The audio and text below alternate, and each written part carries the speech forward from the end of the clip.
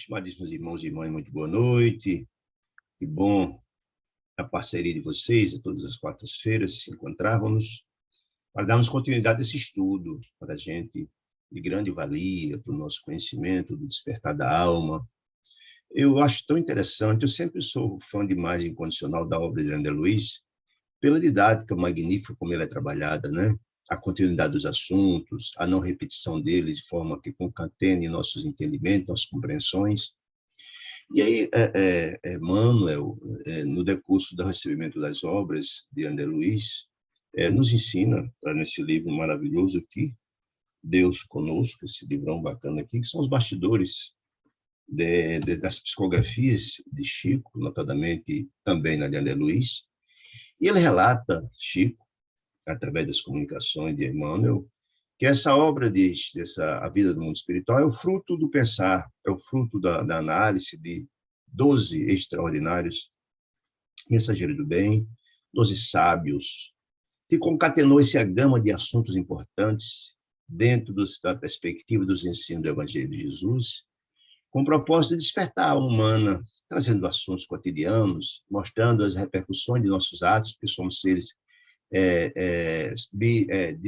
bidimensionais, todas as nossas ações refletem aqui, também no mundo espiritual.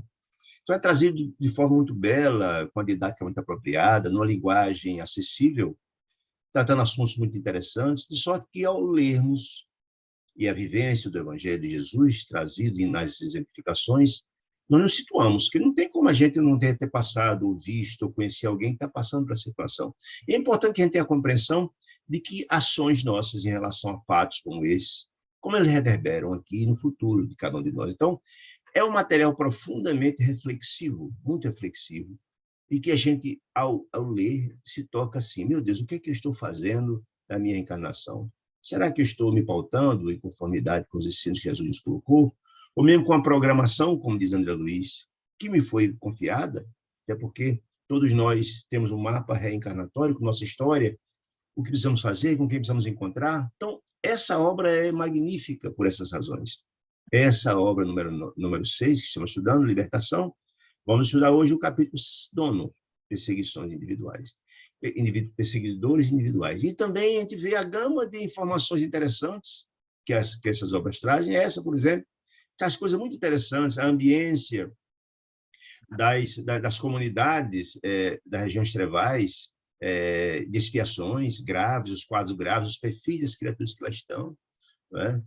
Traz também informações muito interessantes a respeito desse grande embate, ou desse diálogo, de como se dá esse embate entre as criaturas da luz e as criaturas das trevas, a diferença de tratamento, de forma de tratar de vimos um diálogo no capítulo anterior, no capítulo 8, ao diálogo de Gúbio, o enviado por Matilde, a mãe do próprio Gregório, na busca de salvaguardar e resgatá-lo das regiões trevais, como é o tratamento doce, educado, gentil, amoroso, né? E vimos também o contrário, da criatura representante das trevas, no caso o Gregório, um juiz orgulhoso, importante, um sacerdote, né?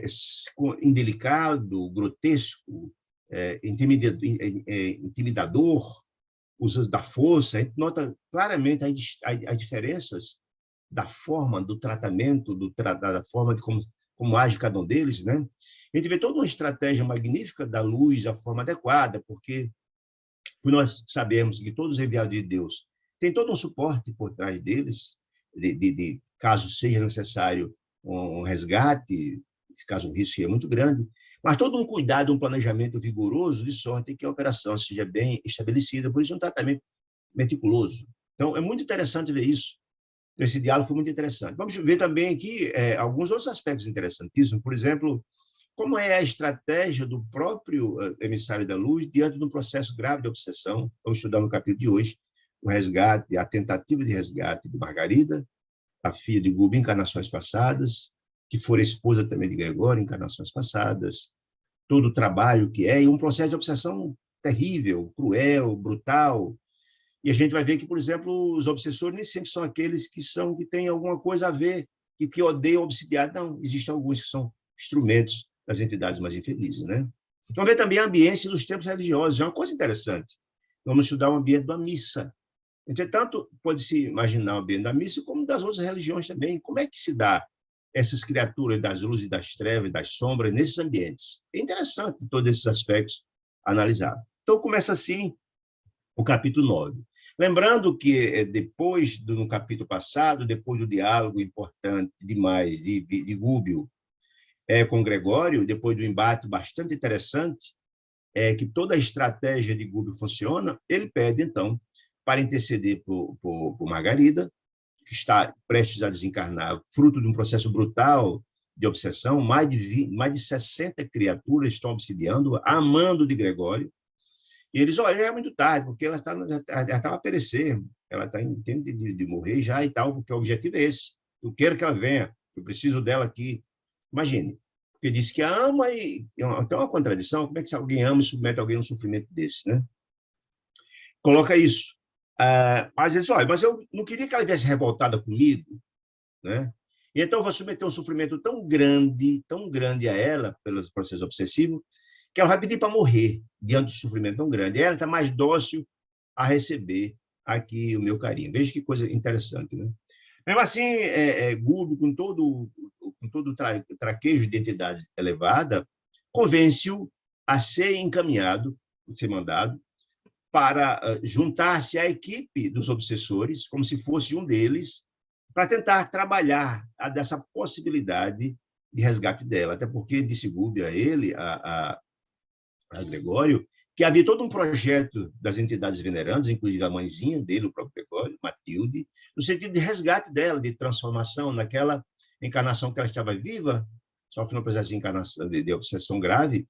Havia todo um projeto de redenção, de transformação dela, e a transformação dela seria muito bom, porque ela renovaria e podia dar o amor que tanto o Gregório queria. Olha que interessante, a argumentação que eu chamei de checkmate no final do capítulo passado. Então, ele começa assim, esse capítulo 9, diz assim: no dia imediato, pela manhã, imediato o quê? Ao diálogo entre Gúbio e a equipe, no caso André Luiz e Eloy, com Gregório, onde fora determinado, onde fora assegurado que o pedido de Gúbio para ser encaminhado, para ser apresentado à equipe que estava obsidiando e tentando levar à morte Margarida.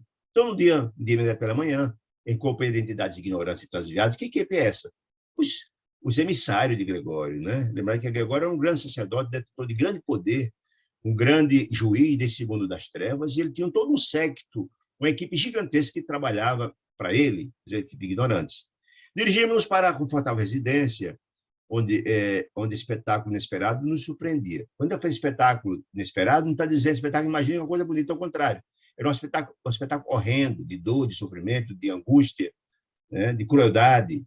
O edifício era enorme, disse ele, que anunciava a aristocracia dos moradores. Ali morava alguém bem aqueoado economicamente falando, né? Não só pela grandeza das linhas de São Luís, mas pelos jardins que rodeavam. Então, alguém que vivia ali tinha uma condição econômica bastante interessante. Era alguém representando a aristocracia do poder econômico. Então, vamos ver lá na frente, no capítulo vindouro, que é a casa do próprio pai de Margarida, que era um juiz importante, etc., etc. E ela morava lá na companhia do esposo. Paramos junto à ala esquerda, disse André Luiz, notando que ela estava ocupada de muitos espíritos, personagens espirituais, de aspecto deprimente, ou seja, o séquito, o grupo encarregado por Gregório de matá-la. Um grupo de mais de 60 entidades profundamente infelizes. Rostos patibulares significa rostos com aspectos criminosos, carantões sinistros e rostos profundamente deformados. Já vimos isso. Jesus dizia que nós tiramos do bom tesouro do nosso coração aquilo que temos, como é do mal, o tesouro do coração. Nós sabemos que a fisionomia das entidades, quanto mais brutalizadas e infelizes, retrata o que eles têm no coração. Na verdade, quanto mais ignorantes, mais brutais, perpassa a molda a própria fisionomia das entidades. Então, ele fala que todas as criaturas eram criaturas com aspectos criminosos, carantões sinistros, né? Indiscutivelmente, aquela construção residencial, disse ele, permanecia vigiada por carcereiros frios e impassíveis. Por que carcereiros, gente?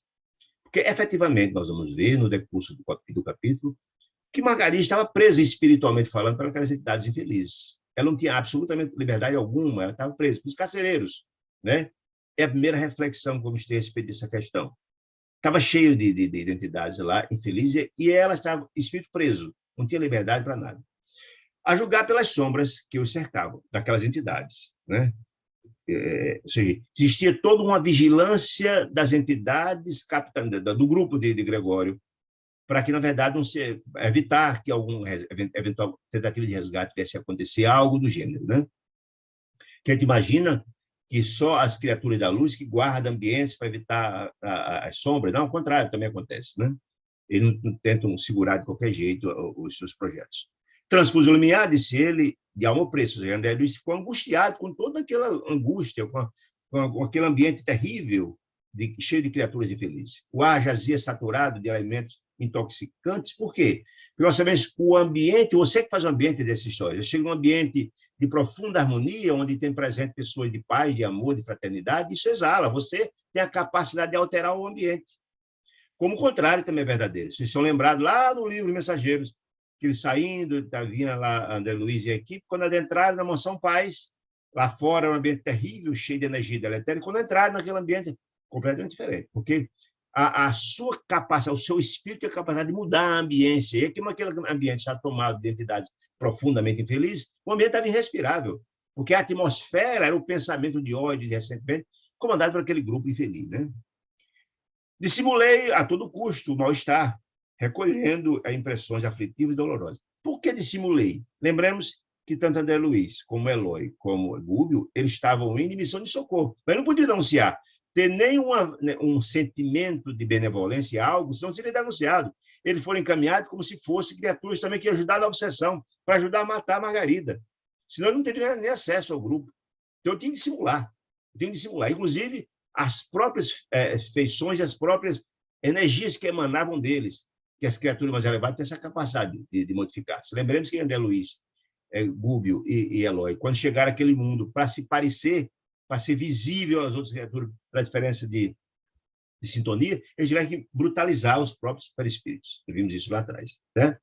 Depois, porém, de instruções de Gúbio, tudo fazíamos para nos assemelharmos à presença, a fisionomia, as luzes, assemelharmos aos delinquentes vulgares, ou seja, eles modificaram completamente a fisionomia deles para se parecer também com entidades brutais. Essa capacidade só tem efetivamente as entidades mais elevadas. As entidades das sombras não podem transformar-se em feições mais leves, mais suaves, mais belas, porque não tem essa capacidade, porque ninguém pode dar o que não tem. As mais elevadas podem modificar-se, apagar um pouco a sua luz, modificar-se, com a finalidade de desenvolver uma tarefa, um trabalho, como é o caso deles aqui. E as entidades infelizes, profundamente infelizes, não tem como se parecer ser um lobo, um cordeiro na pele de lobo, é impossível, porque você transpassa, você mostra que efetivamente o seu é. Né? Então, estavam dissimulados. Reparei, porém, que Gúbio, que se fizera tão escuro, a estratégia dele, dissimulados, tão opaco na organização perispirítica, que de modo algum se fazia reconhecível por nenhum dos que estavam presentes, a não ser por nós, ou seja, Eloy e o próprio Gúbio. Ou seja, só quem podia reconhecer e saber quem efetivamente era Gúbio era André Luiz e Eloy, porque todas aquelas criaturas que estavam lá, 60 entidades, via ali pela obscuridade do próprio perispírito de Gúbio, que ele tem essa capacidade de modificar-se, como se fosse um obsessor dramático e cruel como os outros, né? Senão, corria esse risco ao trabalho que veio desenvolver. Muito bem. Instado por Sérgio, um gaiato rapaz que nos introduziu com maneiras menos dignas, Saldanha, o diretor da Falange, operava, veio nos receber. Ou seja, ele foi apresentado a mando de Gregório, ele que eu digo, Gúbio, André Luiz e Eloy, a equipe, foram apresentados a Saldanha. Quem era Saldanha? Saldanha era o comandante dessas 60 criaturas que estavam ali com a missão de aniquilar Margarida. Ele era quem coordenava toda aquela, o chefe daquele grupo profundamente infeliz. E Sérgio foi a pessoa que veio a mando de Gregório a apresentar ele a Saldanha, né? Pôs-se a fazer gestos hostis, no caso Saldanha, quando ele chegava, hostis, brutalizados.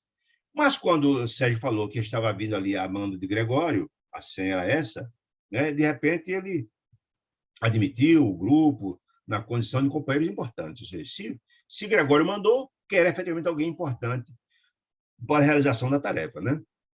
Então, perguntou Saldanha a Gúbio, o chefe, no caso Gregório, deliberou apertar o cerco, ou seja, ainda apertar mais o cerco cruel da prova de Margarida, que já está numa situação dramática? Perguntou ele a Gúbio. E Gúbio confirmou, sim. Gúbio tinha que dissimular tudo para não ser notado, né? De modo vago. Desejamos examinar. Aí Gúbio então disse a Saldanha, a gente precisa examinar as condições em que ela se encontra e auscultar a própria doente, para saber o quadro que a gente pode dar a nossa contribuição no sentido de aniquilá-la mais rapidamente. Aí então disse Saldanha, a jovem senhora vai cedendo, ou seja, ela está indo. Devagarinho, esclareceu a singular personagem, indicando-nos vasto corredor entulhado de substâncias fluídicas detestáveis. Por quê? Volto a dizer, todo aquele ambiente estava envolto com mais de 60 criaturas das trevas. Então, todo aquele ar que se respirava ali estava absolutamente modificado por as energias daquelas criaturas infelizes. Quando eu falo ar modificado, é preciso entender o seguinte, o fluido cósmico universal é uma energia que está em todo canto. E esse ar, ele é modificável, é plástico, ele modifica-se conforme a influência das criaturas que estão no ambiente. Por isso, a pessoa tem sensibilidade, ao chegar num ambiente de profunda paz, consegue identificar que ambiente é amoroso e tal. E aqueles que têm também essa capacidade, também notam quando o ambiente está pesado, apresenta atividade infeliz. Então, acompanhou-nos um tanto solícito, Saldanha, a equipe de Gúbio, mas desconfiado de alguma sorte, né? E em breve deixou livre para a entrada na cama do casal. Ou seja, deixaram a equipe de Gúbio, André Luiz e Eloy, no quarto onde estava Margarida. Aí André disse que aquele era um dia bonito lá fora, o sol estava maravilha, né? Dava para ver pela vidraça, né? E lá deitado, jazia naquela cama, uma pobre moça, ainda jovem, a mulher ainda jovem, com extrema palidez nas linhas nobres, de semblante digno. É importante ter essa descrição dela, semblantes nobres, semblante digno, porque lembra, ela, não obstante ter laços graves com o passado, com Gregório, que é quem encaminhava todo aquele século de obsessores, mas ela tem encarnado com a finalidade sublime, com a finalidade bacana, de haver todo um projeto do mundo espiritual de renovação e transformação. Foi-lhe dada uma oportunidade de renovação. Mas entregava-se a ela a tormentosa meditação. Ela estava a pensar num assunto angustiante. E aí vem a primeira pergunta que eu acho que é interessante a gente entender. Por que alguém que veio com um projeto tão importante de renovação e transformação, né, numa situação como essa, aquele ambiente se permitiu adentrar entidades tão infelizes, 60 criaturas como aquela, e cadê os amigos espirituais dela? Uma boa pergunta. Uma questão. Por que as criaturas estavam lá, já que ela reencarnou com a finalidade de renovar e transformar? Aí eu volto àquele conceito que eu sempre bato, porque ela é muito interessante para a gente entender, no conceito do cérebro triuno lá que André Luiz traz em obra passada.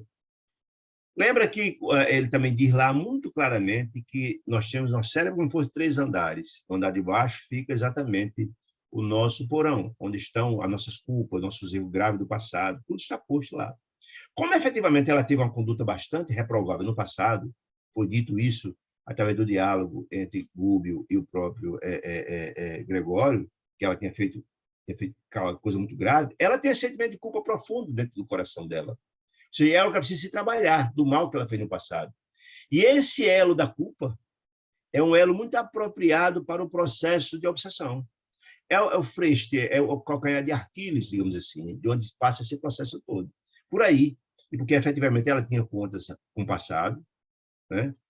É que efetivamente Gregório conseguiu encaminhar toda essa equipe para perturbá-la profundamente. A grande missão dela, e não é fácil, é exatamente vencer esse processo com renovação, etc, etc. Entretanto, o processo de ajuda estava chegando. Lembramos que o próprio Gúbio estava lá em nome de Matilde com finalidade de restaurá-la, de resgatá-la, de evitar a morte dela, né? Mas só mostrar por que, de repente, não tinha ninguém ali buscando, em princípio, salvaguardá-la, e aquela quantidade imensa de entidades infelizes se encontravam naquele ambiente. E aí a gente vai ver um pouco mais na frente, que a própria residência dela, de Margarida, existiam várias criaturas ali, encarnadas inclusive, que tinham um monte de culpas. Não ajudava na ambiência do local. Porque a gente sabe que quando existe pessoa elevada no ambiente, essa elevação, essa grandeza da alma, a luz que exala, o costume, o hábito da oração, etc., etc., como diz André Luiz, a residência que tem o hábito de fazer a oração, de fazer o evangelho lá, é uma fortaleza contra o mal. Mas aquela casa estava impregnada com muita culpa, muito ódio, muito ressentimento, muita culpa do passado, né? Então, havia... Por isso que não existia, digamos assim, a guarda dos emissários da luz naquele ambiente. Compreendi, diz André Luiz, que atingimos a intimidade de Margarida, a obsidiada, que Gúbio visava socorrer, né? Muito bem. Aí começa a escrever, então, o que estava acontecendo lá, quando tiveram acesso ao local onde Margarida estava deitada no quadro. Aí começa a escrever todo o quadro dramático da obsessão que ela estava sofrendo em função da determinação de Gregório. Então, dois desencarnados de horrível aspecto fisionômico inclinavam-se confiantes e dominadores sobre o busto, a área do busto da enferma, né? Submetendo-a à complicada operação magnética. E aí também é interessante, nos capítulos passados que eu estudado isso, que o magnetismo é utilizado, não é de hoje, desde que o mundo é mundo, e tanto é utilizado para o bem, como é utilizado para o mal. Os processos dos passes espíritas, os processos de cura, Jesus utilizava do magnetismo, os apóstolos usavam do magnetismo, e os nossos casos espíritas, o passe, que é a base da energia da magnética, etc., que consegue transformar. Mas também é profundamente utilizado para as entidades do mal. Depende de onde vem esse magnetismo, do bem ou do mal. Nós já vimos isso nas obras passadas. Vimos várias situações como essa, né? Muito bem. Então, no caso, essas duas entidades estavam fazendo um processo de magnetização terrível sobre o busto de Margarida, certo? Tem alguém com o microfone aí aberto, por favor. Muito bem. Essa particularidade, Sandra Luiz, do quadro ambiente, dava para espantar. Ou seja, a situação que os dois magnetizadores estavam sobre o busto de Margarida era terrível. O efeito, a forma grotesca e desumana como o trabalho estava sendo feito. No entanto, o meu assombro foi muito mais longe, não só por ter visto esse quadro, de ver os magnetizadores lá em cima no busto dela, aplicando energias terríveis. Não, mas assombrou André Luiz foi quando ele concentrou seu potencial de atenção na cabeça da pobre Margarida. E ele ficou impressionado com o que viu. Gente, preste atenção nessa informação, ela é muito interessante. Quando ele analisou a cabeça da menina, viu naquela cabeça dezenas significa várias dezenas de corpos ovoides. Você lembra que estudou ovoide em 2 capítulos passados? Muito bem. O que são os ovoides?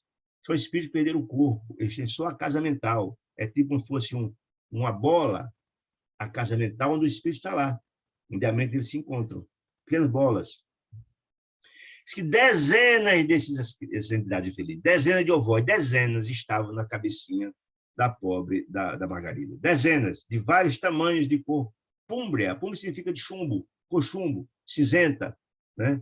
Assemelhantes a sementes vivas atadas ao cérebro de Margarida através de fios tenuíssimos, sutilíssimos, cuidadosamente dispostos na medula alongada. Vê só. Então, está dizendo que, além dos magnetizadores que estavam lá fazendo um trabalho brutal sobre o busto dela, dezenas de ovoides estavam ligados ao cérebro da pobre da Margarida, né? E a gente vai ver uma característica interessante, eu tinha até falado um pouco lá atrás. Vocês estão lembrados de 2 capítulos passados, quando vimos aquele caso daquela senhora, que estava sofrendo com o processo de vampirização de três ovoides, que ela tinha, ela era uma senhora de escrava, e tinha utilizado, contribuído com a morte deles, com ódio era muito grande dos ovoides para com ela. Nesse caso aqui não era o contrário. Aqueles dezenas de ovoides não tinha nada contra, em princípio, Margarida. Eles estavam sendo utilizados, instrumentos para o processo obsessivo. Então, veja como é interessante. Essas entidades embrutecidas, não são esses como os outros, são utilizados. Essa equipe de 60 criaturas que estavam aí, por exemplo, fazendo um trabalho de obsessão em Margarida, quase nenhum deles tinha nada contra a Margarida. Mas eram criaturas tão brutalizadas que eram utilizadas pelas entidades das trevas para ser instrumento para prejudicar o trem. Então, veja que coisa interessante. A obra dos perseguidores desencarnados era meticulosa e cruel. Ou seja, havia um plano traçado por quem? Por Gregório, com a finalidade de matá-la, efetivamente, submetê-la a um profundo sofrimento. Margarida pelo corpo perispirito, jazia absolutamente presa. Por isso que ela fala dos carcereiros. Ela não tinha, o espírito não tinha liberdade nenhuma. Só de ovoide tinha várias dezenas no cérebro, né, sugando o tempo todo as energias dela, vampirizando, né? Não só os truculentos perturbadores, que o tempo todo assediavam, perturbavam, mas também a vasta falange de entidades inconscientes. Quando ele fala que inconscientes, entende os ovoides. Os ovoides é quem estava ali, não tinha nada contra ela, absolutamente nada. Mas eram instrumentos utilizados pela entidade das trevas, no caso lá é o Gregório, para sugar as energias dela, sugar, vampirizar, com o propósito de que ela não só sofra todas as injunções disso, enfraquecimento, sugando as energias dela, mas a gente viu lá no caso daquela senhora, que essas entidades ovoides, eles pronunciam, falam, e pelo cérebro da doente, do obsidiado, ouve as alegações dele. Não só ouvem, mas sente a presença. Imagine, 30, 40, 50, são dezenas, ninguém sabe quantas entidades, o tempo todo sugando as energias, se ouvindo, angústia, saber que a criatura está ligada a você, presa, sem poder fazer nada. Imagine que dramático, né? Que se caracterizava pelo veículo mental, que se lhe apropriavam das forças, vampirizando-a em processo intensivo. Imagine, 30, 40, 50, 60 criaturas sugando suas energias o tempo todo. Então, você fica fraco, sem energia, ouvindo lamentos terríveis, sentindo a presença da entidade infeliz, sem ver, né? Mas ouvindo, sentindo a presença deles. Isso é uma coisa dantesca, terrível, um terror imenso. Em verdade, disse André Luiz, já observava, diz André Luiz, por mim, grande quantidade de casos violentos de obsessão, mas sempre dirigidos por paixões fulminatórias. O que significa isso? Ou seja, as criaturas que tinham ódio do obsidiado é quem estava obsidiando. Mas nunca tinha visto um caso daquele. Uma quantidade imensa de obsessores que não tinha absolutamente nada contra ela, Margarida. Nada. Mas eram só instrumentos de tortura, de crueldade do inimigo que utilizava dessas criaturas com propósito sinistro de vampirizá-la, de torturá-la e levá-la à morte. Entretanto, disse ele, ali verificava um caso tecnicamente organizado. E havia todo um planejamento, que normalmente os processos de obsessão não há planejamento. Se eu tenho ódio, vai lá, se junta, se houver brecha, possibilidade, se junta e fica lá perturbando dia e noite. Naquele, não. Naquele havia um planejamento, havia todo um projeto, um plano cruel para atingir os objetivos, né? Evidentemente, disse ele, que as formas ovoides haviam sido trazidas pelos hipnotizadores que se orientavam o quadro. Está dizendo, ele está dizendo com essa informação, os ovoides não têm nada contra ela, foram trazidos com o propósito de submetê-la a esse processo de vampirização terrível e sugar suas energias e causar um sério quadro de sofrimento. E André disse, olha, eu nunca tinha visto isso. Eu tinha visto obsessões graves, mas dessa natureza eu nunca tinha visto. Com a devida permissão, analisei a zona física hostilizada. Permissão, porque, na verdade, quando Gúbio chegou e foi dito que ele estava ouvindo a mando de Gregório, foi possibilitado a análise, porque Gúbio pediu a Saldanha tivesse acesso para auscultá-la, examiná-la e tal. Reparei que todos os centros metabólicos da doente apareciam controlados. O metabolismo é onde faz a modificação, por exemplo, você se alimenta, onde são tiradas energias para fortalecer o corpo, etc. Então, está tudo controlado. O corpo da Margarida está todo comprometido pela atuação das entidades infelizes. A própria pressão sanguínea, disse ele, demorava sob o comando dos perseguidores. Comandavam tudo. Por isso que o processo dela era muito dramático, ela estava próximo do processo de desencarne dela. A região torácica apresentava apreciáveis feridas no tórax da pele, as feridas na pele. E examinando essas feridas, vi que a enferma inalava substâncias escuras que não somente lhe pesavam nos pulmões, mas que refletiam sobretudo nas células e fibras conjuntivas, causando os ferimentos, as ulcerações na epidemia. Ou seja, era um caso dramático. A ideia era a falência múltipla dos órgãos para perecer o mais rápido possível. A vampirização era incessante, ou seja, essas dezenas e dezenas de ovoides sugando o tempo todo. As energias usuais do corpo pareciam transportadas às formas ovoides, que se alimentavam delas automaticamente, no movimento indefinível de sucção. A gente viu também lá nos Obreiros da Vida Eterna que os ovoides existem, muitas das vezes os processos de vampirização acontecem, no caso de ódio e ressentimento, mas muitas das vezes não, por assimilação. você tem assimilação, e muitas das vezes acontece esse processo. Por isso que foi dito com muita clareza lá no capítulo passado por Gregório, que o mundo das trevas tem um controle muito grande sobre nós encarnados, porque nós guardamos sintonia com esse mundo, e eles sugam nossas energias, eles são sanguessugas nossos, eles sobrevivem das nossas energias, porque guardam similitude conosco. O único paraíso que a sanidade das trevas conhecem é exatamente nós da encarnação, da Terra, os encarnados, porque não conhecem a luz. Então, acham que a única forma, o paraíso deles, é a dominação, a brutalidade, a sucção e o assalto das energias de nós encarnados. Veja que coisa interessante. Com Archimede de André Luiz, a impossibilidade de consulta, a Gúbio, que estava ocupado e tal, naquele momento não havia vamos para conversa, para diálogo, porque Gúbio, naturalmente, se tivesse livre, disse ele, mas esclarecimento mais amplo sobre aquele quadro dramático que André Luiz viu, que nunca tinha visto nada parecido. Mas concluí que a infortunada senhora, no caso, Margarida, tinha sido colhida através do sistema nervoso central, de vez que os propósitos sinistros dos perseguidores, comandados por Gregório, se faziam patentes quanto à vagarosa destruição das fibras e células nervosas. Ou seja, o grande objetivo da destruição das células nervosas era o enlouquecimento dela. Esse era o objetivo. Se você está lembrado na conversa de André Luiz, de Gúbio, com Gregório, que ele falou que, na verdade, ela estava prestes a ser internada no hospital, que aí chegou um momento de sofrimento tão grande que ele ia pedir para morrer. Ela estava numa situação muito difícil. Inclusive, se ele estava... A destruição das fibras de células nervosas levaria à loucura. Ela estava prestes a enlouquecer diante do quadro dramático que essas energias estavam sendo acionadas, succionadas, mas também o agravamento em todo o corpo dela estava sendo comprometido. Margarida demonstrava, disse André Luiz, exausta e amargurada. Claro, por que exausta e amargurada? Exausta porque tem mais dezenas e dezenas de ovóides sugando as energias dela. Imagine aí, frágil, toda a energia que sugava nas alimentações, no metabolismo do alimento, eles sugavam tudo, não tinha mais energia para nada, coitada, né? E amargurada por quê? Porque ela sentia a presença daquelas entidades o tempo todo sugando as energias dela, sentia a presença, os diálogos, as angústias dos ovoides, ela sentia no psique dela, né? Não via, mas sentia no psique. Pela situação torturante, né? Dominadas as vias de equilíbrio do cerebelo, envolvidos nos nervos ópticos, pela influência dos hipnotizadores, ou seja, não só eram os ovoides, os hipnotizadores estavam lá fazendo o tempo todo o trabalho.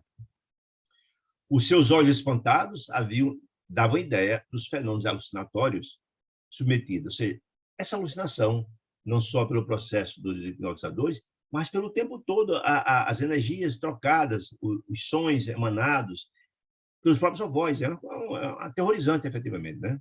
Interrompi com espanto as observações de André Luiz acuradas. Lembremos que essas observações ficam mais fáceis, porque André Luiz foi médico na Terra. Então, tinha toda uma facilidade de nos trazer subsídios de informações do ponto de vista médico, da parte orgânica. Ele traz muitas informações sobre isso, dos órgãos afetados, etc., porque tem essa capacidade, além do processo que já tem atingido, de observação pelo crescimento espiritual dele, a fim de verificar a atitude psicológica do nosso orientador. Ele, de repente, interrompeu a análise que fazia do corpo físico e espiritual de Margarida para sentir a energia que vinha do orientador, se tinha alguma orientação, se tinha alguma informação. A psicologia, a atitude psicológica do nosso orientador, e é importante também que a gente entenda, né, que as entidades que têm assimilação, no caso, que têm sintonia com o outro, eles falam mentalmente com o outro, no processo de telepatia, né? Porque estavam aqui, a atitude psicológica do nosso orientador, que é Gúbio, que se arriscava a aventura de socorrer aquela senhora doente que amava por filha muito querida do coração, porque ela, efetivamente, Margarida, fora filha de Gúbio em encarnações passadas. Esforçava-se Gúbio, disse André Luiz agora, para não trair a imensa piedade. Imagine que situação dantesca. Você chega a ver um filho numa situação prestes a desencarnar, numa situação sendo brutalmente violentada por todos os aspectos, brutalizados. Mas ele precisava manter equilíbrio, porque se desequilibrasse ali, se ele anunciar a situação dele, que ele estaria ali não para resgatá-la e não para contribuir com o trabalho da morte dela, que efetivamente a única forma que ele tinha de agir gradativamente foi se filtrar na equipe de obsessores, Essa foi a estratégia estabelecida e combinada, inclusive, com o Gregório, certo? A enferma conduzida à morte. Muito bem.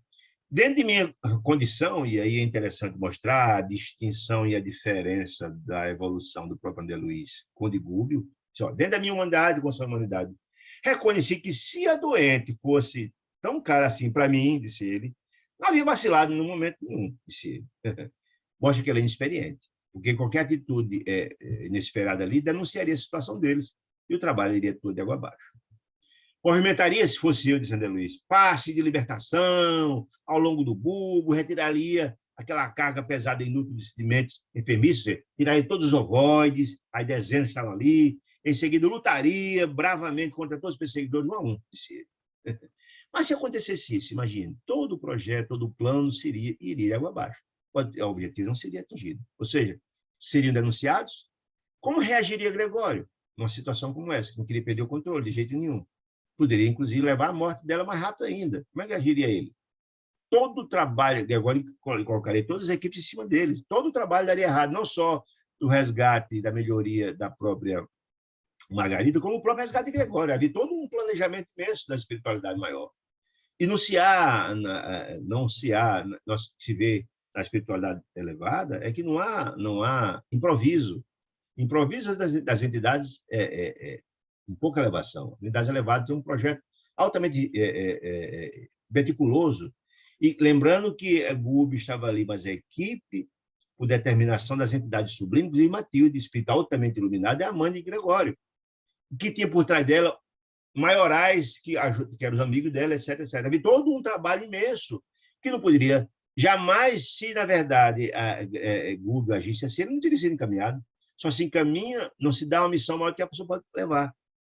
Que pode resolver. Então, Gubbio era um espírito experimentado, acostumado com esse tipo de coisa. Jamais agiria assim, de forma atabalhoada, como André Luiz imaginou, mostrando que, efetivamente, não tinha experiência nesse sentido. Mas Gubbio, disse ele, porém, não procedeu assim, de jeito nenhum. Fixou a paisagem aflitiva, com a inequívoca tristeza, ele estava triste, mas logo após, demorou a olhar bondoso em Saldanha. Quem é Saldanha? É o chefe do grupo de obsessores. Olha a estratégia dele.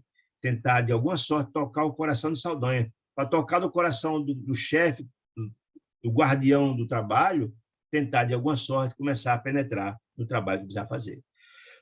Como a pedir impressões mais profundas. Ele mandou um ar de simpatia, mandou uma energia de simpatia ao cérebro de Saldanha. Secretamente tocado, ou seja, Saldanha tocado pelas emanações de simpatia de Gubbio, pelo impulso positivo de Gubbio, o chefe da tortura, que era Saldanha, se sentiu na obrigação, pelo gesto de simpatia, de prestar informações sobre o quadro. Olha, estamos no serviço mais ativo, disse ele. Foi intensificado o trabalho visando a morte de Margarida há cerca de 10 dias, precisamente. O trabalho se intensificou mais, disse ele, né? Resoluto. A presa, no caso, a Margarida, foi colhida em cheio, ou seja, todo o trabalho encaixou bem e ela está na situação final. Infelizmente, disse ele, não contamos com qualquer resistência. E aí é interessante aquela informação que eu coloquei antes. Por que não tinha resistência? Porque a casa, efetivamente, onde Margarida se encontrava, a família não tinha todo o suporte iluminativo, não tinha o hábito da oração, não tinha o hábito do evangelho, não tinha o hábito... Ou seja, era um ambiente que não tinha a proteção das luzes sublimes, porque, efetivamente, não tinha sintonia. Não é que Deus não encaminhe, não. Encaminha sempre, ajuda, os amigos espirituais estão para nos ajudar. Nós vimos em André Luiz, nós temos, além do amigo espiritual, o anjo da guarda, tem um amigo espiritual da família. Entretanto, essa sintonia ele só atua se tiver sintonia, se não tiver paciência. E aquela família, infelizmente, não tinha sintonia com as entidades iluminadas. A própria Margarida, que veio em missão de renovação e transformação, mas era uma luta muito grande, porque a casa dela não ajudava muito nesse processo. Então, só não havia resistência de Saldanha. Aqui o trabalho tem sido fácil, porque não tem resistência, não houve uma resistência. O trabalho não foi obstaculado hora nenhuma. Mas lembre-se que Deus não desiste de ninguém. E o próprio Gubbio, André Luiz e Eloy era essa resistência chegando. Mas até então não havia essa resistência de Saldanha. E Saldanha também não sabia, tinha a menor ideia que eles estavam a serviço da luz, né? Se vierem colaborar conosco, diz Saldanha, saibam que, segundo acredito, não tem muito trabalho a fazer, que o negócio está muito bem encaminhado, nos próximos dias ela vai perecer. Mas algum dia, disse ele, e a solução se fará por esperar. A meu ver, disse André Luiz, Gúbio conhecia todas as peculiaridades do assunto, e é óbvio que sim. André Luiz, Gúbio não ia partir para uma missão dessa sem conhecer os mínimos detalhes. Volto a dizer, ele tem todo o suporte de Matilde e do grupo todo que dá apoio no trabalho dessa natureza. Mas, disse André Luiz, no propósito de evidente captar simpatia de quem? De Saldanha, o chefe do grupo de torturadores, interrogou. E o marido, Saldanha, dela, de Margarida? Aí Saldanha esclareceu, com um sorriso de desdém, né? De escárnio, né? Infeliz, não tem a menor noção de vida moral, não é mau homem, todavia, no casamento, foi apenas transferido de gozador da vida para um homem sério. Ou seja, não é alguém que tenha grandes méritos do ponto de vista espiritual, não é alguém experimentado, com trabalho social, nada. A paternidade, se porventura acontecesse, disse ele, seria um trambolho, desse em tom sarcástico, falando do marido de Margarida. E filhinhos, caso recebesse, seria para ele um curioso brinquedo. Hoje, disse, de repente, atingiu o que André Luiz que Gúbio queria. Mas hoje, ele, o marido dela, conduzirá a esposa, no caso Margarida, à igreja, e reforçando a reflexão sarcástica do ambiente, como se fosse uma gozação, afirmou. Vão à missa, eles vão à missa, na esperança de melhores, ou seja, melhora como? Nós estamos aqui dominando a situação, que melhoras? Vão levar à missa, mas não vai dar em nada, quer dizer, mais ou menos isso. Mas acabará a informação, tristonho e simpático cavalheiro, disse André Luiz, em cuja expressão carinhosa identifiquei, de pronto, o esposo de Margarida entrou no quarto, aposento, com ela perguntando palavras amorosas, reconfortantes. Ou seja, ele tinha uma ambiência, uma empatia grande com a esposa, mesmo na situação que estava. Amparou-a, prestimoso, e ajudou a vestir-se com esmero. Para quê? Para levá-la à igreja, à missa. Está lá cuidando dela, né? Não obstante, Saldanha não ter visto nele nenhum mérito, mas efetivamente era uma pessoa carinhosa e amorosa com a esposa, né? Amoroso com a esposa. Depois de alguns minutos, notei, disse André Luiz, que os cônjuges, no caso, o marido e também a Margarida, acompanhados por extensa súcia, significa bando de crianças infelizes, de perseguidores, tomaram um táxi na direção do templo católico. Interessante isso, né? Interessante isso. Pegaram um táxi para ele, Margarida e o esposo irem, mas a quantidade, o bando de criaturas infelizes foram juntos. Aí, foi interessante, no próprio carro. Diz André Luiz, o veículo, a meu ver, transformado como se fosse um carro de festa carnavalesca, entidades diversas. A boleta estava cheia de entidades infelizes, né? Dentro e em torno dele, desde o Paralamas, entidade em cima, no teto, tinha entidade infeliz, perturbadora, tudo quanto era canto, né? Acompanhando o cortejo, né? Porque era o papel deles, estar lá o tempo todo junto, para não perder o controle da situação. Minha curiosidade, Sandra, era enorme. Como é que isso acontece? Ele foi cheio de perguntas, né? Descendo a porta da elegante santuário, descendo eles todos na porta da igreja, né? Conversei, observei estranho espetáculo. E a partir daqui, alguma coisa muito interessante, que André Luiz começa a narrar. Como é o ambiente, a ambiência dentro de uma igreja? Isso, volto a dizer, o ambiente que ele narra dentro de uma igreja poderia ser em qualquer outra instituição religiosa, qualquer. Certo? Qualquer instituição religiosa. Olha só o que ele diz aqui. Um espetáculo estranho. A turma de desencarnados, em posição de desequilíbrio, era talvez 5 vezes maior do que a assembleia de crentes em carne e osso. Ou seja, veja que coisa interessante a gente entender. O ambiente que a gente vive, você é um planeta de expiações e de provas, nós somos dominados por essas criaturas infelizes, por isso que a gente tem a compreensão do vigiar e orar que Jesus fala tanto. Nós somos mais influenciados pelas entidades, pelos espíritos que imaginamos. Muitas das vezes somos dirigidos por ele, diz Kardec, certo? E aqui é um fato.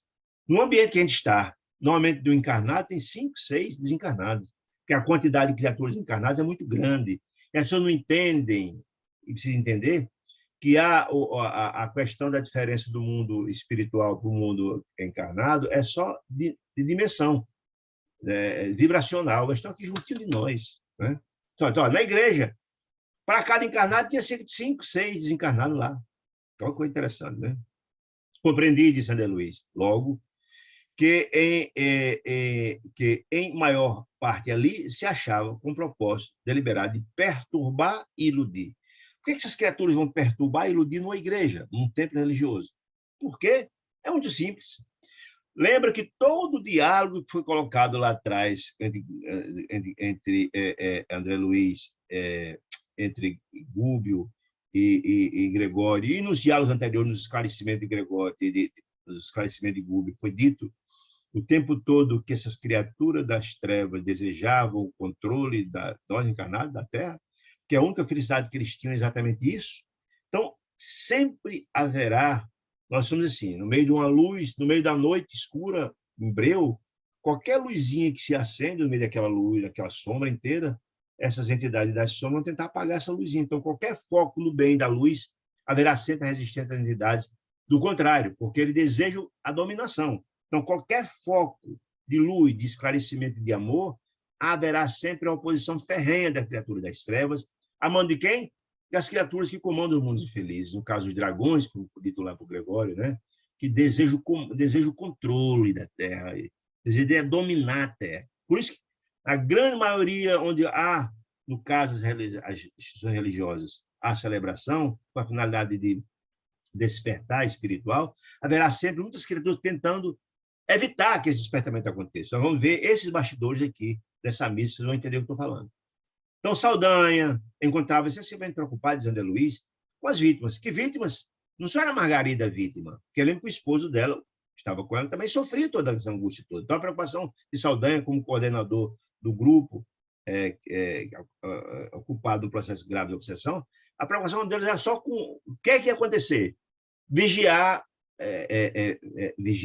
Margarida e o marido para evitar que ela não conseguisse, digamos assim, nenhum auxílio da luz visando a libertação delas, né? Para dispensar maior atenção com o grupo. Então, Gúbio afastou-se um tanto do grupo, da companhia de André Luiz e de Eloy, né? Para conversar esclarecimentos. Era um momento adequado para isso. André Luiz que penetraram o templo, a igreja, né? Onde se comprimiu nada menos do que de 7 a 8 centenas de pessoas. E aí se entendeu o seguinte, tinha cerca de 600 a 700 pessoas, entendendo que um encarnado para 5 desencarnados. Então, a grande esmagadora maioria, 5 para 1, eram desencarnados naquele ambiente. Olha só. A algazarra dos desencarnados ignorantes e perturbadores era ensurdecida, porque eles eram a maioria. Para o encarnado, tinha 6 desencarnados, 5, 6 desencarnados, né? Ignorantes, infelizes. Imagina, tinha um monte de gente infeliz gritando, fazendo gaiatice, fazendo extravagância, imagine o ambiente. Então, chega num local onde as pessoas não têm a menor educação, falam alto, outros riam, outros fazem mal o quê, fazem coisa de mau gosto. Era mais ou menos assim, a igreja cheia, né? A respiração se fizer era difícil, pela condensação de fluidos semicarnais ali reinantes. Por quê? Porque a grande esmagadora maioria era de desencarnados, né? Infeliz. Então, eles dominavam aquele ambiente, o ar que respirava, eles tinham a capacidade de embrutecer aquele ambiente, porque, volto a dizer, o fluido cósmico universal, o ambiente é influenciado pelas criaturas que estão ali, pelos sentimentos, pelo ódio, pelo sofrimento, enfim. Tudo isso é impregnável, o ambiente fica mais feliz ou mais infeliz, dependendo de quem lá está. Como a grande esmagadora maioria estava ali, eram criaturas ignorantes, o ar estava impregnado dessas energias, desses fluidos infelizes, né? Todavia, disse André Luiz, ao fixar os altares da igreja, confortável surpresa aliviou no coração. Ou seja, ele olhou para o local dos altares, onde é feita a celebração da missa, né? Dos adornos e objetos de culto emanavam doce luz. Como assim? Das cruzes, quando a pessoa fazia orações, das estátuas enfim, de santos, etc., emanava do local onde colocava a hóstia. Todos são ambientes, né? Os adornos doce luz, que se espraiava essa luz dali pelos cimos da nave visitada, pela parte alta, a cúpula da igreja, né? Espraiava pelo cimo da nave visitada pelo sol. Essa energia, a luz, se acomodava em cima. Por que em cima? Lá não tinha quantidade de entidades infelizes, estava embaixo, junto com o público, né? Então, onde estava a grande maioria dos encarnados desencarnados lá embaixo, a energia e respirável. Mas existia a presença da luz que ficava mais em cima, pisado pelo sol, né? Ou seja, a luz era muito inferior à quantidade de sombra que estava presente. Fazia perceptível de ser a nítida divisão, linha divisória, das energias da parte inferior, da parte de terra, embaixo, do recinto, quando o plano superior, a parte da cúpula da nave, né? Da igreja. Dividiam-se os fluidos de maneira como fosse água cristalina em cima e azeite impuro num grande recipiente embaixo. O grande desceu na base cheia daquele azeite impuro, em cima água pura. Contemplando a famosa claridade dos nichos, olhando aquilo, perguntei então a Gúbio, mas o que vemos aqui? Perguntou eles. Aí então Gúbio respondeu, eu lembro que o mandamento de Moisés trazia dizia o seguinte, que o homem não deve fazer imagens de esculturas para representar a paternidade celestial. Sandé Luiz perguntou, mas se o escultura não está lá em Moisés, que o homem não deve cultuar a imagem de barro, a imagens, etc, etc, etc, não deve fazer isso? Aí Gúbio disse, é verdade. Inclusive, disse Gúbio, ele terminou o testamento lá de Moisés, que ninguém deve se curvar diante das imagens. Imagens, entenda-se, sem nenhuma significação. Entretanto, disse André, é um erro criar ídolo de barro ou de pedra para simbolizar a grandeza do Senhor. Que Deus não está ali, não significa isso. Quanto nossa obrigação primordial, disse ele, é de render culto na própria consciência, é mandar nossa emanação de amor direto ao Criador, e não uma imagem, não uma estátua, não faz sentido, né? Aí disse, entretanto, respondeu Gúbio, a bondade de Deus é infinita. E aqui achamos-nos perante apreciável quantidade de mentes infantis. Infantis do ponto de vista espiritual, está na infância do processo evolutivo, né? Que não tem essas compreensões, a maturidade para fazer essa ligação direta com os espíritos mais elevados, né? Que gostam de cultuar a materialidade, né? E disse ele, quantas vezes, disse Gúbio, quantas vezes, meu amigo, a criança acalenta bibelôs? Bibelôs significa adornos. Alguém não gosta a menina não gosta da caixinha de música, outro não gosta de um bonequinho, não sei mais o quê. Bibelôs significa isso. A fim de preparar-se convenientemente para as responsabilidades da vida madura. As crianças não gostam dessas bibelôs? Gostam, sim. Então, ali, como na verdade existe mentes infantis, no processo inicial da evolução espiritual, também se comportam assim. Por isso, a adoração a estátuas, a crucifixo, a não sei mais o quê, adoração a isso, aquilo, aquilo outro, né? Quer dizer isso, né? Mas, olha, não existe na Terra tribos primitivas que adoram o Pai na voz do trovão, acho que Deus é o trovão, e coletividade, sabe, vizinho é Mataba, que cultua animais como idolatria. Na Índia tem rato que é considerado como se fosse santo, vaca é considerado como sagrado. Isso, segundo ele, ainda faz parte desse processo ainda. Nós estamos ainda somente infantil do ponto de vista da evolução espiritual. De que evoluímos espiritualmente, a comunicação, a comunhão será entre o filho e o pai, através da prece.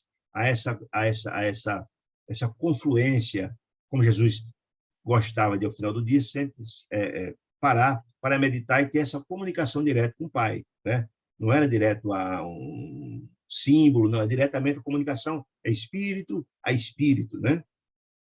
Mas, olha, o Senhor não abandona ninguém. Se alguém vem aqui e faz a prece com todo o fervor, diante de uma imagem, diante disso, daquilo, não tem importância dentro do altar, sem dúvida nenhuma, Deus não deixa de mandar o amor e a assistência a alguém que está pedindo ajuda, porque ele fez diretamente algo que não seria.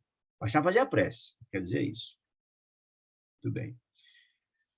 Deus vale-se dos impulsos elevados, disse ele, de fé verdadeira, para que elas lhes oferecem e socorre-lhe as necessidades educativas. Deus envia sempre assistência e ajuda, não importa a via, verá sempre, diz ele. Nessa casa de oração, disse Gúbio, os altares, que é o local onde se vai lá, se ajoelha, se faz a prece, recebemos as projeções de matéria mental sublimada dos crentes. Você vai com toda a sua fé, se ajoelha, faz sua prece. Então, essa matéria sublimada da prece feita com fé fica impregnada naqueles locais, nos altares, etc. Fica impregnada, né? Impregnada. Os ambientes, não sei se vocês estão lembrados, quando a gente falou lá, quando André Luiz ia sair para essa missão da Companhia de Gúbio, foi feito todo um trabalho de preparação, e a prece, viu que aquele ambiente está todo impregnado com as energias que há séculos que eram feitas ali, as preces, e aquelas energias ficam impregnadas. É a mesma coisa daqui. Há quase um século de ser as preces fervorosas de milhares que vêm aqui nesses altares, deles aqui, envolve os nichos e apetrechos de culto, né? Tudo aquela ambiência dos altares, etc. E é natural que resplandeçam, ou seja, as energias que ficam lá impregnadas resplandeçam através de semelhante material, ou seja, aquela luz que é emanada daqueles apetrechos que atinge a cúpula da nave vem daquela energia que está lá impregnada naquelas questões todas, né? Todos quantos, sim, através de semelhante, sim, é natural que resplandeçam essas energias através de semelhante material que fica ali impregnado, né? Os mensageiros celestiais distribuem essas dádivas espirituais com todos que sintonizam com o plano superior. Ou seja, se você vai à casa espírita, se você vai a um templo evangélico, se vai à igreja católica, não importa qual, se você vai lá com o propósito de fazer a comunhão com Deus, como também na sua casa, etc., você vai lá, faz uma prece verdadeira e tem o coração voltado lá em prece, em orações, essas bênçãos são repartidas por você por sintonia. Se eu tenho sintonia com o bem, eu crio sintonia com a luz porque eu estou com a luz no meu coração. Isso é simples de entender, como também o mal, né? A luz que nos oferece, que oferecemos ao céu, em prece, em amor e tal, serve de base às manifestações do céu para a terra. Ou seja, essas energias sublimadas, esse quantum de Deus, volta em benefício daqueles que têm sintonia com ela. É distribuída, né? As energias que promanam dos céus caem o tempo todo. Se você recepciona, você tem a capacidade de distribuir, de direcionar. E a prece é uma forma de intercessão para com o próximo, para você mesmo, etc. Ante a ligeira pausa, alonguei o olhar na multidão de São Luís, bem vestida, vocês estão na igreja, os encarnados, bem vestidos para a missa, né? Quase tudo de São Luís, as pessoas que estavam ali, que ostentavam nas mãos delicados objetos de culto, um terço, seja lá alguma coisa, da novena, revelavam mentalmente muito distantes da verdadeira adoração à divindade. Estava ali, estava, mas não estava. Ou seja, não estava ali com o propósito de ter essa comunhão com Deus. Estava ali apenas participando, talvez até para dar satisfação para si próprio, para a família, para a sociedade. Eu fui à missa hoje. Mas se você foi lá, só foi, não comungou, não comunhou, não houve a comunhão, não é comungar, não houve a comunhão sua com Deus em sentimentos, em atos, aí não adiantou muito. É isso que ele vai mostrar aqui com toda tranquilidade. Muito bem. Mas, olha, o halo vital, a aura, de que se cercavam, a grande esmagadora dos encarnados estava ali, definia pelas cores de baixo padrão vibratório que se acolhiam. Porque se fosse de alto padrão vibratório, gente, não estava aquela quantidade imensa de entidades encarnadas lá. A quantidade de criaturas encarnadas estava ali em 5-1, porque eles estavam na companhia de pessoas que eles, por sintonia, eles eram atraídas. Olha que interessante. É isso mesmo, né? Se tivesse gente, só pessoas iluminadas ali, eles sequer essas criaturas iam ser atingidas para lá. Vão por sintonia, né? Em grande parte dominavam o pardo escuro, essa aura, e a cinzento carregado, ou seja, energias profundamente deletérias, né? Em alguns, pior ainda, eram rubros negros, pretos e vermelhos, denunciavam cólera, vingança, que aos nossos olhos não conseguiu disfarçar, porque as entidades espirituais tinham essa capacidade de enxergar essas energias harmoniosas essas energias que promoviam para o espírito deles. Eles, André Luiz, Gúbio e também Eloy, certo? A entidade desencarnada, disse André Luiz, desencarnados, em deplorável situação, espalhavam-se em todos os recantos, nas mesmas características. Por que mesmas características?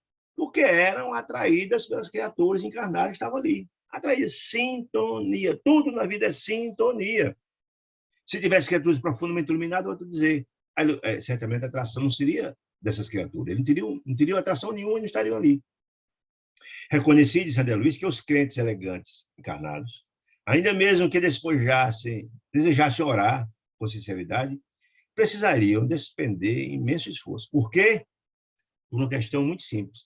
A influência do meio é aquela imagem que eu coloquei aqui há pouco. Nós temos uma noite de luz fechada, escuro total. Uma luzinha que se acende no meio da escuridão, essa escuridão vai tentar fazer apagar essa luz. Então, todos aqueles que desejam se esforçar para atingir a luz serão objeto das criaturas das sombras para que não logre isso, porque eles desejam dominar, não desejam que alguém se liberte. E nós vimos que, por exemplo, alguém deseja ir para uma instituição religiosa, nós vimos isso com a literatura espírita, alguém que deseja ir, que tem um desejo de transformação, de renovação, na hora dá uma dor de cabeça, há uma briga com a esposa, com o filho, para não ir. As entidades infelizes fazem tudo para que você não vá efetivamente para o templo religioso, porque se você for, você pode se esclarecer, pode efetivamente assimilar conceitos, vai se libertar dos processos de obsessão. É isso que ele está dizendo aqui, né? Então, mesmo se a pessoa for à igreja e tem que fazer um esforço muito grande para fazer uma prece de verdade e criar essa conexão nossa da criatura com o Criador, porque sofrerá a influência do meio, sem dúvida alguma, assim está me dizendo. A liturgia iniciou o início da cerimônia, da missa. Vai começar a missa. E ele começa aqui, então, a narrar os bastidores da missa. Uma coisa interessante. Além daquela quantidade imensa de entidades infelizes que estavam ali, alguém tentava fazer uma prece e era o tempo todo assediado por entidades infelizes, com a sombra de São Luís. Para mim, de São Luís, o sacerdote, o padre, e os acólitos, que significam os coroinhas, que estavam auxiliando o padre. Não obstante dirigirem para o campo de luz do altar, onde estava impregnada a luz das orações e das preces dos devotos de tantos anos, né? Envergando soberba vestimenta, a vestimenta é belíssima, né? Normalmente as pessoas usam uma soberba, uma vestimenta muito bonita, né? Pelo menos de fora, né? Jaziam em sombras, tanto o sacerdote, o padre, como os coroinhas em sombras. Ou seja, as sombras emanavam do seu perispírito. Estavam distante, muito longe de ser criaturas santas, ao contrário. Sucedendo o mesmo com os assistentes. Todas as criaturas estavam ali ajudando na realização da missa, do mesmo jeito, envolto em sombras. Não tinha ninguém iluminado ali. Que coisa interessante, né? Não significa que você é um religioso, você é um palestrante espírita, que você é um dirigente espírita, você é santo, está longe de ser, muito, muito longe de ser. Se você não vivencia aquilo que diz, todas as religiões são boas, desde que você pratique. São caminhos para Deus? São, desde que você vivencie aquilo. E quem não estudou o livro, voltei e assista. Leiam o livro, voltei, que vocês vão entender isso que eu estou falando. Onde Frederico Figner narra o seu retorno ao mundo espiritual, e ele foi vice-presidente da Federação Espírita Brasileira. Vale muito a pena ler para a gente entender mesmo a nossa própria conduta. É um alerta muito interessante. Entretanto, disse André Luiz, procedem de mais alto, espiritual, 3 entidades de sublime posição hierárquica se fizeram visíveis na Santa Mesa. Aonde? No local de celebração. São os enviados de Deus, tentando distribuir essas idades divinas e tocar a alma de alguém que crie sintonia com ele, naturalmente. Deus não força ninguém absolutamente nada. Com o evidente propósito das entidades venerandas, e ali, semear o benefício divino, tocar a alma de alguém que Deus tenha preparado para. Ninguém vai forçar ninguém a nada, mas alguém que se esforça para se renovar, tem ali a presença dos emissários de Deus, sempre disposto a sintonizar e dar toda a assistência necessária.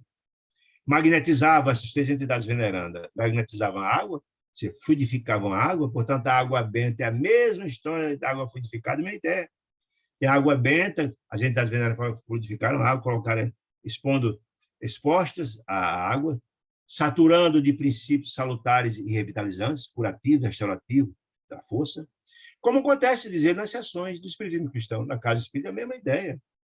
Não só na casa espírita, se você faz seu culto evangélico lá em casa, ou aqui, a água que está aberta, falando de Deus, etc., as entidades também colocam, tendo a ambiência, as energias importantes e fundamentais nas águas que estão aqui expostas. Então, é muito importante, quando a gente está fazendo nossa fala aqui, falando de Deus, etc., etc., pode uma aguinha de lado. As entidades do bem colocam, sim, as energias, fluidificam, né? Em seguida, passaram a fluidificar as hóstias, olha aí. Não só as águas, que estão sendo fluidificadas, água benta, né? Mas as hóstias que iam ser recepcionadas como sendo o pão espiritual, né? E também estavam sendo lá iniciadas, fluidificadas, etc. Transmitindo energias sagradas, afina com textura, no caso, as hóstias, né? Admirado, voltei a observar a plateia. André Luiz, depois de ver toda essa... olhar para o padre, os coroinhas, ver que estavam envoltos em sombras, ver as entidades superiores, fluidificando as águas e as hóstias, olhou então agora a plateia que estava assistindo a missa. Mas os irmãos de ignorância que ofereceram, que operavam no templo, estavam lá, em grande maioria, sem corpo físico, os encarnados, tanto quanto ocorria com os encarnados, nem de longe registravam a presença dos nobres emissários espirituais. Não.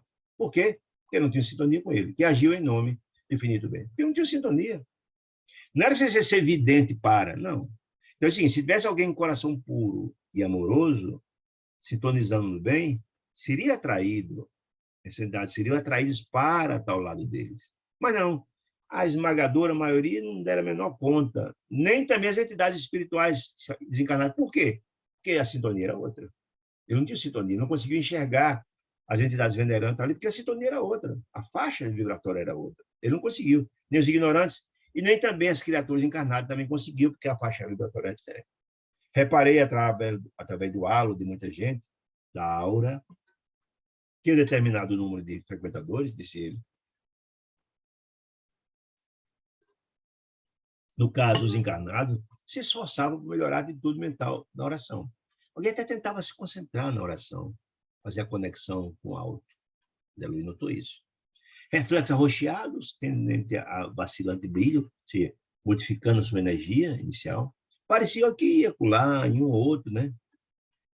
Contudo, olha que informação preciosa. Os malfeitores desencarnados, propositadamente, se postavam ao pé dos que se candidatavam à fé renovadora e reverente, ou seja, de tentar atrapalhar de todas as formas que essa prece, que essa conexão viesse a ser estabelecida. Por quê? Porque não desejariam, de jeito nenhum, perder o controle sobre essas pessoas. É aquela velha história que nós falamos sempre, que o vigiai e orai tem que ser um mantra na vida de cada um de nós, o tempo todo. Você pode vigiar, fazer a oração tomando banho, na rua, no trabalho, em todo canto. Vigiar e orar. Sentir que você não está bem, entre orações. Porque essa é a conexão. Né? Então, mesmo na igreja, tentando fazer uma prece, etc., e as entidades infelizes tentando que você não consiga fazer essa conexão. Né? Buscando conturbá-los. São os adversários da luz. E um alerta para cada um de nós. Do vigiar e orar, que Jesus nos ensinava o tempo todo. Muito bem. Não longe, diz André Luiz, fixei a atenção de uma senhora que acompanhava o sacerdote, o padre, com manifesto desejo de receber a bênção celestial. De lá, a bênção, receber uma bênção, tal. Os olhos úmidos, está emocionada, e os tênues raios de luz, que ela era portadora, que se projetavam na mente, naquele momento, diziam da sincera aspiração, ela desejava efetivamente a vida superior, buscar o pão do espírito ali, naquele instante. Lhe banhava no pensamento devotado, essa aspiração do pensamento devotado. Entretanto, olha aí, de novo o alerta para a gente, né? Dois transviados da nosfera desencarnados, percebendo a esperança construtiva que ela estava prestes a buscar, essa luz, tentava anular-lhe a atenção. E, segundo o que me foi permitido, verificar, lhe sugeriram reminiscência de baixo teor, inutilizando a tentativa. Ou seja, na hora que ela foi lá com um propósito, chegando próximo do sacerdote, com um propósito de renovação, chegaram as entidades infelizes e colocaram na mente dela, a intuição dela, de lembranças não tão bacanas da vida dela, né? Aí caiu a faixa vibratória. Olha aí, a perturbação, né? Lembrar de algumas coisas que ela fez não edificantes. Lembrar naquela hora para cortar o fio, digamos assim, para a ligação não acontecer efetivamente. Veja que coisa impressionante. Voltei-me para Rubem de Sandra Luiz, que explicou: ah, meu filho, desculpe, a história de gênios satânicos atacando devotos de várias matizes, de várias religiões, não importa qual, é, no fundo, absolutamente verdadeiro. Você está vendo agora aí. As entidades das sombras perturbando aqueles que estão desejando a luz.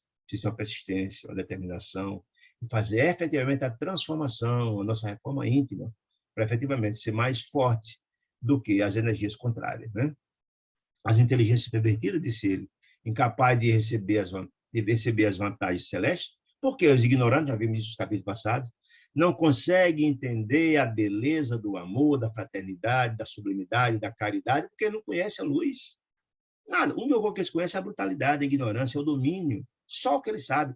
O prazer que eles sentem na dominação, na brutalidade. São criaturas grotescas que não conhecem a luz. Tá aqui, ó. As inteligências pervertidas, incapazes de receber as vantagens celestes, porque não conquistaram essa beleza, a felicidade, transformam-se em instrumentos passivos, ou seja, são material usado das inteligências rebeladas, como os dragões que vimos lá, né? Que comandam aquele mundo de tremenda dor e utilizam aquele povo como massa de manobra para atingir o objetivo dele. Como lá os ovóis que foram utilizados lá na pobre da Margarida, né? São massas de manobra deles, são material utilizado por eles, né? Para atingir os objetivos. Como essas criaturas não têm a menor noção do que é felicidade, etc., se vão lá e se sentem, são escravizados, mas se acham úteis, né? Porque não conhecem nada além daquilo.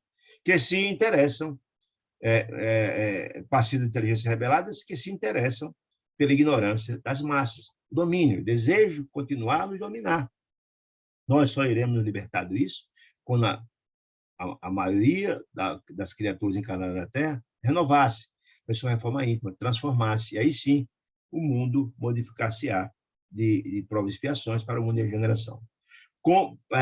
Disse ele, com lastimável menosprezo pela espiritualidade superior que nos governa os destinos. Quem? Essas criaturas infelizes que dominam a Terra. Nós vimos isso, o perfil dessas criaturas naquele diálogo interessante no capítulo passado, do próprio Gúbio com Gregório, falar dos dragões, né? A questão da fé, disse ele, Gúbio, por isso mesmo, demanda trabalho individual dos mais persistentes. Qual? A reforma íntima, o trabalho no bem, a vivência do evangelho, dia e noite, e sempre a prece, criando a conexão do vigiar e orar, de que tanto Jesus falava. A confiança no bem e o entusiasmo de viver, que a luz religiosa nos infunde, disse Gúbio, modificam-nos a tonalidade vibratória, aquela luzinha que emana da nossa aura, ele modifica-se com a modificação. A modificação, gente, é de dentro para fora, não é de fora para dentro. A transformação, Jesus falava, onde está o seu coração, está seu tesouro. Você tira do seu coração as coisas boas que elas são postas se tiver, mas se a coisa mais também se tira de lá. Então, a renovação é de dentro para fora, é a transformação interior, por isso que é a reforma íntima, né? Diz Gúbio, lucramos infinitamente com a imersão das forças interiores no sublimado idealismo da crença santificante a quem nos afeiçoamos. E está dizendo, em outras palavras, que todas, absolutamente todas as religiões são caminhos para Deus. Foi dito por Telésforo lá no livro Mensageiros. Todas, desde que você vivencie os ensinamentos que a religião nos traga. Não existe uma religião melhor que a outra. Não existe a predominância de uma relação. Não, todas são. Desde que você vivencie os conceitos que a religião traga, foram criadas por Deus. Certo? Agora, se você só vai à igreja, ou vai ao templo, à casa espírita, ou vai ao templo evangélico, só vai e não transforma, não assimila as informações que são postas e tenta transformar-se, aí fica difícil, né?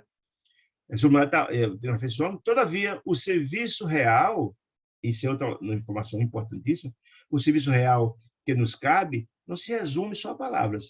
Só dizer que faz parte da religião A, B ou C não resolve nada. Você tem que colocar isso em obras. Dizia o apóstolo Tiago, que a fé sem obras é morta. Isso é fato. Se eu tenho todo o conhecimento, mas não vivencio, o que é, na verdade, a vivência? A caridade. A caridade nada mais é do que a vivência dos postulados que a fé nos traz, dos ensinos. Caridade, fraternidade, benevolência, indulgência, perdão. Isso é a materialidade dos ensinos trazidos pelas religiões. Então, se você só tem esse conhecimento, mas não pratica, não adianta. A reforma ainda passa por esse trabalho de realização do evangelho. Ou como dizia Paulo de Tarso, transformarmos em cartas vivas do evangelho. Isso é que importa. Ou como dizia que Dona Celeste gosta de dizer, que eu achei tão bonito, a orientação de Madre Teresa de Calcutá, que as mãos que trabalham são mais santas que os lábios que oram. Não é só fazer oração se não vivencia elas, não é?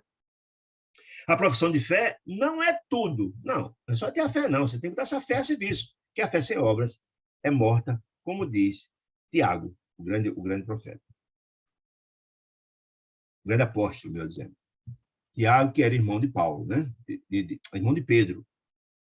A experiência da alma no corpo denso, continua afirmando Gúbio, de maneira fundamental, a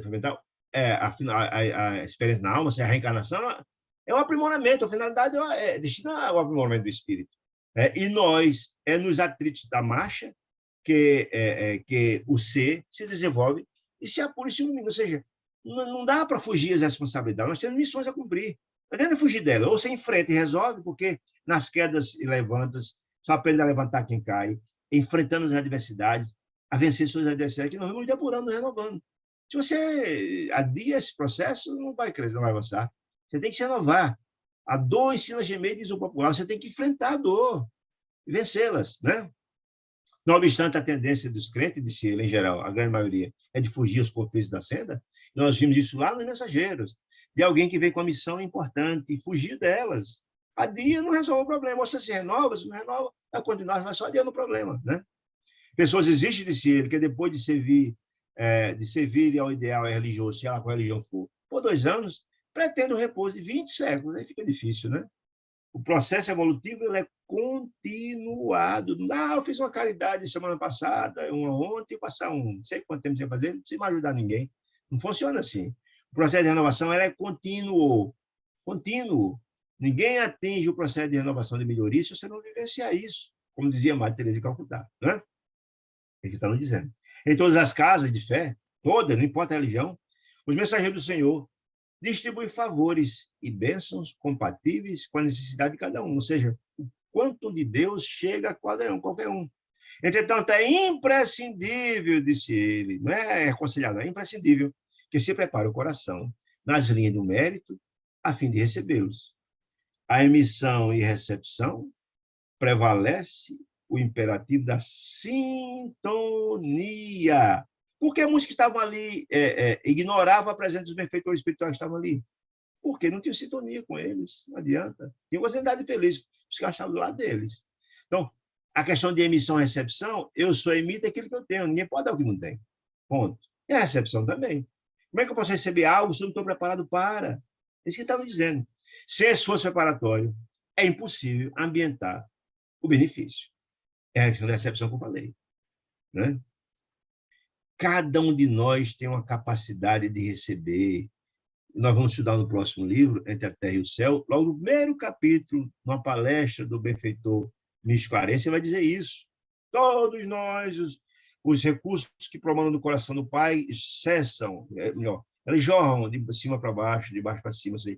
Vem do coração do Pai, chega às culminâncias espirituais, chega às áreas de dor e profundidade, nos pântanos de dor e sofrimento, e volta. O tempo todo está lá para cá, esse quanto de Deus. Mas cada um de nós recebe conforme a capacidade. Nós somos como espécies de transformadores. Se eu não estou capacitado para receber, eu não vou receber. Né? Alguns benfeitores recebem como esses que estão na igreja, porque tem uma capacidade de receber desses transmissores mais energia e distribuem.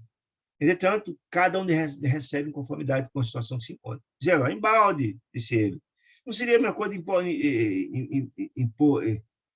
imporíamos de imediato a um homem selvagem, ignorante da selva, até num palácio de cultura moderna, ele ia sentir um peixe fora d'água, gente. É como pegar, por exemplo, um ser de profunda felicidade, um ser ignorante, um espírito ignorante, qualquer mundo espiritual feliz, ele sentia um peixe fora d'água e seria infeliz lá, porque não tem nada a ver com aquele ambiente, não compreende aquele ambiente, seria um peixe fora d'água. Todos são diferentes dele. A mesma coisa colocar um selvagem diante de um palácio de cultura moderna, que eles sabem do que se trata, né? Aos acordes da música clássica, etc., preferia o ruído da níquel, que ele gosta de ouvir. Um cabum de cestos, de flechas, seria muito mais importante para ele do que a mais perfeita tecnologia dos parques industriais, porque ele não tem compreensão disso, não seria nenhuma utilidade para ele, não sabia operar, o que adiantaria? Portanto, disse ele, para que alguém se coloque no caminho das eminências, das elevações espirituais, é indispensável ser educado, o espírito, boa vontade, aceitando as sugestões de melhoria do serviço. O manancial está posto. Ou seja, o manancial didático está posto. Jesus trouxe o manancial mais sublime de todos, que é o Evangelho. Agora, é preciso não só compreendê-lo, vivenciá-lo, praticá-lo. Gúbio, espraiou olhar pela da multidão, que presenciava a cerimônia, a missa, aparentemente conflito, e acentuou. Mais detalhes interessantes aqui dos bastidores da missa, para entenderem a beleza, né? Das informações, que, volto a dizer, está falando da missa, mas pode ser em qualquer templo religioso. Em verdade, a missa, disse ele, é um ato religioso tão venerável, tão importante como qualquer outro, em qualquer outra religião, em que os corações procuram identificar-se com a proteção divina. Isso está na casa espírita, no evangelho, em qualquer lugar. Na casa de Umbanda, qualquer um. A presença dos emissarios estão em todos os lugares, né? No entanto, disse ele, Raros são aqueles que trazem até aqui o espírito efetivamente inclinado, preparado para a recepção do auxílio celestial.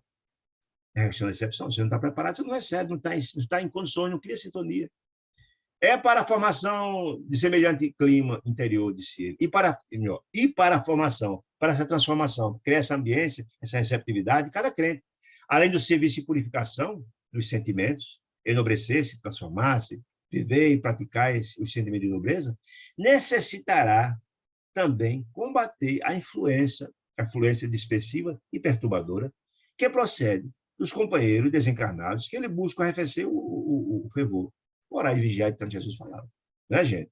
Qual é a forma de, na verdade, a gente se livrar dessas entidades infelizes? Sentiu que algum não está bem, algum pensamento infeliz está passando? Entre em oração. Porque você corta essa sintonia. Na hora que você faz, entre prece fervorosa e verdadeira, você eleva a sua faixa vibracional. Eleva a sua faixa vibracional, você perde essa conexão que estava aqui embaixo. Se você enche o coração de ódio e ressentimento, você baixa a sua faixa vibracional, aí cria conexão com as entidades infelizes. Se você entra em oração verdadeira, é assim que acontece, né? Com Lugúbio a prestar esclarecimentos importantes, alusivos à solenidade, enquanto a missa se caminhava para o final de São Luís. Ele aqui narra um restinho muito interessante. As vozes do coro, de repente foi no final da missa um coro de belas vozes, começaram a cantar, e as vibrações, a beleza da música, a musicoterapia, músicas religiosas e tal, que falam em gesto enobrecido, eleva as harmonias do ambiente, né? E Lúcia, ao longo da nave radiosa, aquelas vozes, talvez de criança, esse é o mesmo dos corais, criou uma ambiência de vibração bacana. E vi de São Luís, num deslumbramento, que muitos espíritos sublimes penetravam o recinto, espíritos iluminados, de semblante glorificado, rumando para o altar, onde o celebrante elevava o cálice, com a hóstia e também, certamente, com o vinho, né? Depois de abençoar a sagrada partícula, que era exatamente a hóstia, né? Naquele momento, a música atraiu aquelas entidades espirituais. E eu lembro demais, quem lembra do nosso lar, deve lembrar, que a música, lá em nosso lar, diz André Luiz, é muito comum, em todos os ambientes de trabalho, ter a música harmoniosa, a música edificante, porque o trabalho rende muito mais. Se cria uma atmosfera de paz, de fraternidade e harmonia. Então, é muito interessante o efeito positivo da musicoterapia, que cria toda uma ambiência. As entidades infelizes não gostam de música bela. As entidades infelizes, como mostrou André Luiz nos Mensageiros, gostam de música infeliz, batistaca, com letras de cunho grotesco, sexual, algo do gênero, duplo efeito, duplo sentido, etc, etc. Portanto, o efeito da música, o coral cantou uma música bela, as entidades generando, por sintonia, chegaram ao local onde ia ser feita a distribuição da hóstia, né? Intensa luminosidade fluía do sacrário. Que sacrário? O local onde está as obras, aquele depósito das hóstias, né? Dali. Por quê? Porque aquelas hóstias tinham sido iluminadas pelas entidades venerandas, fluidificadas, envolvendo todo o material do culto, as hóstias, o vinho. Mas, surpreendido, reparei que o padre, o sacerdote, ao erguer a oferta sublime, a hóstia apagou a luz que a revestia. Olha que impressionante. Com os raios cinzentos escuros que ele próprio expedia em toda a direção. Veja só, gente, o próprio sacerdote não tinha nada de iluminação, e ele, inclusive, estava prejudicando o trabalho que estava sendo feito ali pela entidade veneranda. Logo após, quando se preparou para distribuir a hóstia, entre 11 pessoas que iriam comungar, humildes, à mesa, adornada de um linho alvo bonito na mesa, tá? Notei que as hóstias, no prateado recipiente que as custodiava, eram autênticas flores de farinha iluminadas, porque elas foram fluidificadas, estavam lá postas para ser iluminadas, para ser distribuídas, né? Irradiando luz com tanta força as hóstias que o magnetismo obscuro das mãos do ministro, do padre, não conseguiam utilizá-las, que elas foram fluidificadas, né? Muito bem, ficou interessante.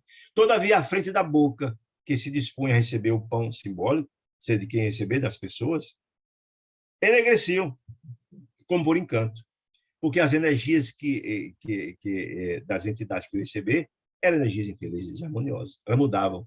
Aquela energia posta não tinha sintonia. Muito interessante. Somente uma das pessoas todas que eu recebi as hóstias, uma senhora, ainda jovem, cuja contrição, quanto sentimento, de renovação e transformação, era irrepreensível, ou seja, era uma pessoa reta, digna, com sentimento nobre, recebeu a flor divina, com a pureza desejável, como ela tinha sido efetivamente fluidificada, né? Via a hóstia, aleluia, quando ela com a hóstia na boca e todo o trajeto dela. Via a hóstia, qual o foco de fluidos luminescentes, através da faringe, descendo na garganta, alojando-se-lhe a claridade em pleno coração. Ou seja, ela, efetivamente, fora beneficiada com aquele pão sublime, porque ela tinha o quê? Receptividade. Para receber as energias sublimes, tem que ter receptividade. Que ninguém pode dar nem receber se eu não tenho condições de receptividade. Ninguém pode dar o que não tenho, etc.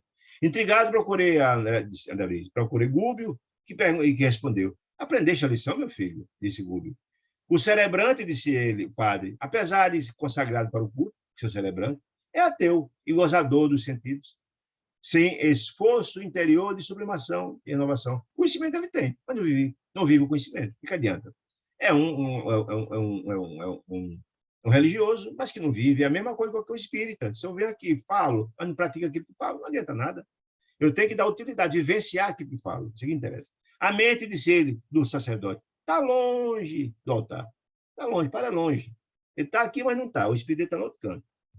Acha sumamente interessado em terminar logo a missa, com brevidade. O padre, a preocupação é terminar logo. De modo a não perder uma alegre discussão de divertimento. Porque ele está planejado, está doido para terminar. Mas ligado mesmo aqui, coração ligado a Deus, não está. Quanto aos que compartilham a mesa eucarística, os auxiliares deles, cheia de sentimentos rasteiros e sombrios, eles mesmos se incumbem de anular as dádivas celestes em que lhe tragam, antes que lhe tragam benefício merecido. Ou seja, não tem receptividade também do mesmo jeito, isso que quer dizer, né? Temos aqui grande quantidade de crentes, disse ele, mas muito poucos amigos do Cristo e servidores do bem. Terminada a missa, dispensou todo mundo e tal. Quando terminou a missa, era uma algazarra no final, como se fosse um bocado de passarinhos. Não havia ninguém ali pensando no que foi dito, sentindo, contrito, de coração voltado para Deus. Não, parecia aquele monte de gente, um monte de passarinho naquela confusão, certamente influenciado também pelas entidades felizes que estavam lá, né? Absurdo as minhas reflexões, que vi e aprendeu, disse André Luiz, que vai observar, André Luiz, Eloy e também Gúbio, né? Foi para ajudar a enferma, Margarida, que ia voltar para casa, no regresso lá. E as entidades felizes todas acompanharam. Veja, gente, quanta informação bacana. Eu queria saber mesmo se vocês têm alguma dúvida do que foi tratado o conteúdo aqui. Impressionado com tanta informação bacana e que serve de alerta para cada um de nós. Como é que nós estamos procedendo, gente? No dia a dia, na vida, no nosso centro religioso que a gente frequenta. Como é que a gente age? Nossa sintonia está com quem? Então, são reflexões maravilhosas. Eu queria, se tiver alguma pergunta, puder responder, será um prazer. Se não, agradecer demais a companhia de vocês, muito. Pedir que Deus dê uma semana de luz e de paz a todos. Fiquem com Deus. Saúde e paz.